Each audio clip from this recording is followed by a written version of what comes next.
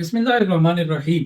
अफराद का अखलाक संवरता है तो कौमें बनती हैं, और जब अफराद के अखलाक में गिरावट आती है तो कौमें और सल्तनतें तबाह हो जाती हैं और सफ़े हस्ती से मिट जाती हैं। तो अफराद का अखलाक बड़ा मायने रखता है। अफराद अच्छे होंगे तो कौम अच्छी होगी। तो नाज़रीन, आज के दौर में हर बंदा परेशान है और ये कहता नजर आता है कि कौम के नौजवान अखलाकी पस्ती का शिकार हैं। मैं आज आपके सामने एक नुस्खा है कीमिया पेश करता हूँ कि कैसे अखलाक को संवारा जा सकता है। तो मैं सजेस्ट करूंगा कि अपने बच्चों को सीरत तैयबा से जोड़ें, अपने बच्चों को सीरत की किताबें पढ़ाएं। जो आपके बच्चे तीसरी, चौथी, पांचवी, आठवीं तक के क्लास के बच्चे हैं, ये आसानी से उर्दू पढ़ लेते हैं, और बरे सगीर के सीरत निगारों ने एक बड़ा ये काम किया है कि उन्होंने बच्चों के लिए भी सीरत की किताबें लिखी है। यानी उनका ज़बान व बयान, उनके मज़ामीन, बच्चों की नफ्सियात को सामने रखकर वो किताबें तसनीफ हुई।